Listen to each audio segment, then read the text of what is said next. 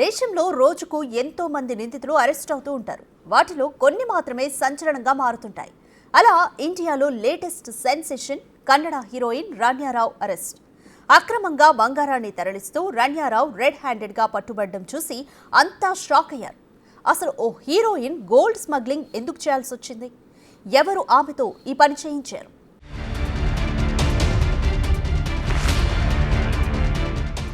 Gold smuggling దేశంలో కొత్తేమీ కాదు. ఇండియాలోని ఎన్నో ఎయిర్పోర్టుల్లో ఏదో ఒక చోట విదేశాల నుంచి అక్రమ మార్గంలో బంగారం తీసుకొస్తూ పట్టుబడే స్మగ్లర్లు ఉంటూనే ఉంటారు. అయినా బంగారం అక్రమ రవాణా ఆగట్లేదు. ఎయిర్పోర్టుల్లో పట్టుబడే వారి సంఖ్య తగ్గట్లేదు. ఇదే కోవలో కన్నడ నటి రాణ్యారావు బంగారం తరలిస్తూ పట్టుబడటం సంచలనంగా మారింది. ఆమె తరచుగా దుబాయ్ వెళ్లి అక్రమంగా బంగారం తీసుకొస్తోందని తెలుసుకున్న పోలీసులు పక్కాగా నిఘా వేసి మరీ పట్టేశారు. 14 కిలోల 800 గ్రాముల బంగారాన్ని తన దుస్తుల్లో దాచి తీసుకొస్తోన్న రాణ్యాని బెంగుళూరులోని కెంపెగౌడ ఇంటర్నేషనల్ ఎయిర్పోర్టులో డైరెక్టర్ ఆఫ్ రెవెన్యూ ఇంటెలిజెన్స్ అధికారులు అరెస్టు చేశారు. గత 15 రోజుల్లో రాణ్యారావు 4 సార్లు దుబాయ్ వెళ్లింది. తరచుగా దుబాయ్ వెళ్లి వస్తుండటంతో డిఆర్ఐ అధికారులు ఆమెపై నిఘా పెట్టారు. పక్కా ప్లాన్ ప్రకారం అరెస్టు చేశారు. రాణ్యారావు దుబాయ్ నుంచి అక్రమంగా తీసుకొస్తున్న 14.8 కిలోల బంగారాన్ని డిఆర్ఐ అధికారులు స్వాధీనం చేసుకున్నారు. ఆ గోల్డ్ విలువ 12 కోట్లుంటుంది.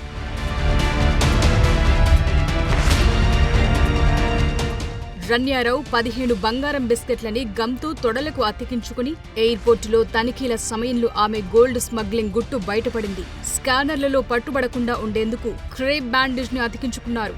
రాణ్యా బంగారం అక్రమ రవాణా చేస్తున్నట్లు ముందుగానే సమాచారం అందటంతో తనిఖీలు చేశారు. ఆమె పట్టుబడిన తరువాత డిఆర్ఐ అధికారులు ప్రశ్నిస్తుండగా తాను డీజీపీ కూతురునని రాణ్యారావు చెప్పినట్లు తెలుస్తోంది. ఇంటి దగ్గర డ్రాప్ చేసేందుకు గాను ఆమె పోలీసులకు ఫోన్ కాల్ చేసినట్టు తెలిపింది. అసలు పోలీస్ అధికారులతో రాణ్యాకు సంబంధం ఏంటి? ఆ స్మగ్లింగ్ లో వారి ప్రమేయం ఏదైనా ఉందా అన్న కోణంలోనూ డిఆర్ఐ అధికారులు ఇన్వెస్టిగేషన్ చేస్తున్నారు. అంతేకాదు గతంలోనూ రాణ్యా ఇలాగే అనేక సార్లు బంగారం అక్రమ రవాణాకు పాల్పడి ఉంటుందని అనుమానం వ్యక్తం చేస్తున్నారు. ప్రస్తుతం ఆమెను గోల్డ్ స్మగ్లింగ్ కు సంబంధించిన వ్యవహారాలపై విచారిస్తున్నారు. ఇంత భారీ మొత్తంలో బంగారం దొరకటంతో డిఆర్ఐ సిబ్బంది పోలీసులు బెంగుళూరులోని రాణ్యా ఇంట్లో సోదాలు చేశారు. అక్కడ అక్రమంగా నిల్వ ఉంచిన బంగారం బిస్కెట్లు బయటపడ్డాయి. వాటి విలువ కోట్లలో ఉంటుందని అంచనా వేశారు.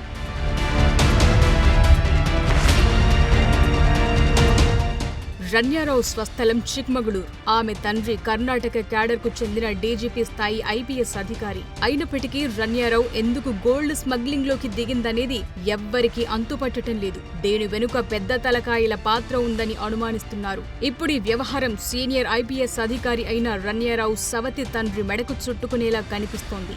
ఆయన్ని కూడా ప్రశ్నించేందుకు సిద్ధమవుతోంది డిఆర్ఐ. అదేవిధంగా రాణ్యారావుకు ఎస్కార్ట్గా వచ్చిన పోలీసులపైన దృష్టి పెట్టారు. గోల్డ్ స్మగ్లింగ్ లో ఎవరెవరి పాత్ర ఉందనే దానిపై ఆరా తీస్తున్నారు. మనీ లాండరింగ్ కోణంలోనూ రాణ్యారావును ప్రశ్నించేందుకు రెడీ అవుతున్నారు. ఆవిడ ఇంట్లో జరిపిన సోదాల్లోనూ కోట్ల విలువ చేసే బంగారంతో పాటు కోట్లాది రూపాయల నగదు పట్టుబడింది. రాణ్యారావు వ్యవహారం ఇప్పుడు కన్నడ ఇండస్ట్రీని కుదిపేస్తోంది.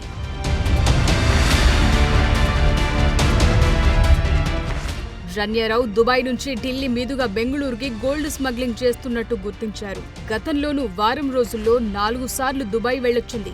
దాంతో ఆవిడ చేసే గోల్డ్ స్మగ్లింగ్ వెనుక పెద్దల పాత్ర ఉన్నట్లు అనుమానిస్తున్నారు. ప్రతిసారి తాను డీజీపీ కూతురినని చెప్తూ వ్యక్తిగత తనిఖీల నుంచి తప్పించుకున్నట్లు తెలుస్తోంది.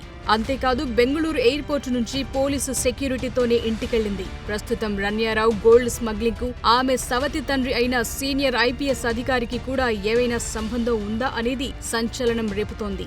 ప్రధానంగా రాణ్యారావు ఈ గోల్డ్ స్మగ్లింగ్ రూట్ ని ఎందుకు ఎంచుకుందనేది బిగ్ సస్పెన్స్ గా మారింది. గోల్డ్ స్మగ్లింగ్ మాఫియా చేతిలో ఆవిడేమైనా పావుగా మారారా, లేక డబ్బుల కోసమే ఇదంతా చేస్తున్నారా, మరేదైనా కారణముందా అనేది ఆసక్తి రేపుతోంది.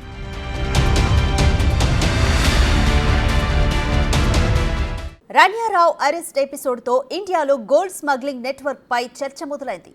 ఈ మాఫియా ఎలా పనిచేస్తోంది? తమ బంగారం అక్రమ రవాణా దందాకు సామాన్యుల నుంచి సెలబ్రిటీల దాకా ఎలా వలవేస్తోందన్నది ప్రశ్నార్థకంగా మారింది. ఎక్కువగా దుబాయ్ నుంచే ఇండియాకు బంగారం స్మగ్లింగ్ చేసేందుకు కారణాలేంటి? గోల్డ్ స్మగ్లింగ్ వెనుకున్న అసలు నిజాలేంటి?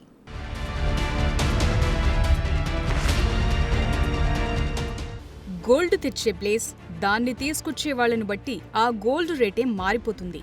ఎయిర్పోర్టులో ఇంతలా పట్టుబడుతున్నా అంతలా గోల్డ్ ఎలా తెస్తున్నారో తెలుసా? అసలు దుబాయ్ నుంచి ఇంతలా బంగారం అక్రమ రవాణా చేయటం వెనుక లెక్కలు చాలా పెద్దవిగా ఉన్నాయి. ఒక్కసారి ఈ లెక్క చూస్తే ఫుల్ పిక్చర్ మీకే క్లారిటీ వస్తుంది.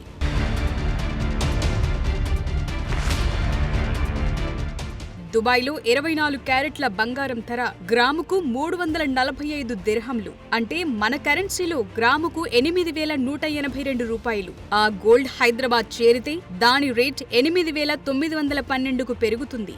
అంటే గ్రామ్ గోల్డ్ ధరలోనే 730 రూపాయల తేడా ఉంటుంది. అంటే దుబాయ్తో పోలిస్తే ప్రతి కిలోకు 7,30,000 రూపాయలు పెరుగుతుంది. అలా రన్యారావు ఒక్క ట్రిప్లోనే 14.8 కిలోల బంగారాన్ని అక్రమంగా తీసుకురావటం ద్వారా కోటి పైనే సంపాదిస్తుంది. అయితే స్మగ్లింగ్ కు బంగారం రవాణా, రిస్క్, మధ్యవర్తులకు చెల్లించే ఖర్చు లాంటివి సుమారుగా 1,00,000 నుంచి 2,00,000 దాకా ఉండొచ్చు.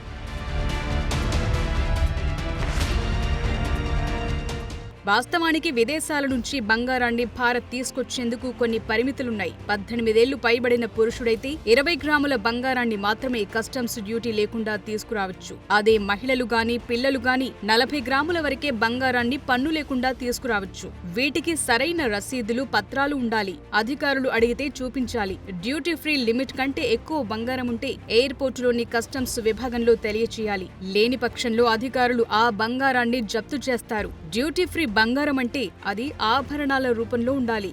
అలా కాకుండా గోల్డ్ కాయిన్స్, గోల్డ్ బార్స్ లాంటివి తీసుకొస్తే కస్టమ్స్ సుంకం వర్తిస్తుంది.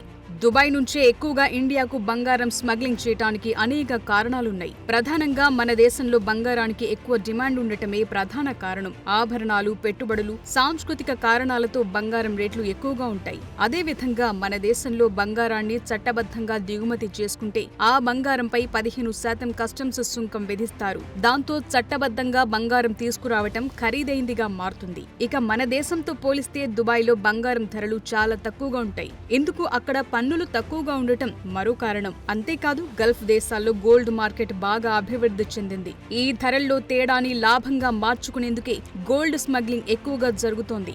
బంగారాన్ని చట్టబద్ధంగా తీసుకురావాలంటే కస్టమ్స్ డ్యూటీ చెల్లించాలి. అదే స్మగ్లింగ్ ద్వారా తీసుకొస్తే సుంకాలు చెల్లించాల్సిన అవసరం లేదు. అలా తెచ్చిన బంగారాన్ని లోకల్ మార్కెట్లో ఎక్కువ ధరకు అమ్మితే గోల్డ్ స్మగ్లింగ్ మాఫియాకు ఎక్కువ లాభాలొస్తాయి. ఇక దుబాయ్ నుంచి ఇండియాకు రోజు అనేక విమానాలు తిరుగుతుంటాయి. షిప్పింగ్ రూట్లు కూడా బాగానే ఉన్నాయి. దాంతో స్మగ్లింగ్ చాలా సులువుగా జరుగుతోంది. చాలా మంది స్మగ్లర్లు బంగారాన్ని తమ శరీరంలోనూ, దుస్తుల్లోనూ, వస్తువుల్లోనూ దాచి తీసుకొస్తున్నారు. ఈ క్రమంలో కొందరు పట్టుబడుతున్నారు, ఇంకొందరు సేఫ్ గా బయటపడుతున్నారు. ఈ గోల్డ్ స్మగ్లింగ్ మాఫియా డబ్బుల ఆశ చూపి సామాన్యుల నుంచి రన్యారావు లాంటి సెలబ్రిటీల దాకా ప్రతి ఒక్కరికి బలవేస్తోంది. తమ అక్రమ బంగారం దందా కోసం వాడుకుంటోంది. చాలా మంది సామాన్య ప్రయాణికులకు ఈ బంగారం అక్రమ రవాణాకు సంబంధించిన చట్టాలపై అవగాహన తక్కువగా ఉంటుంది. అందువల్ల గోల్డ్ స్మగ్లింగ్ మాఫియా అలాంటి వాళ్లందరినీ తమ లాభాల కోసం వాడుకుంటోంది. ఈ కారణాలతో బంగారం అక్రమ రవాణాకు దుబాయ్ ప్రధాన కేంద్రంగా మారింది.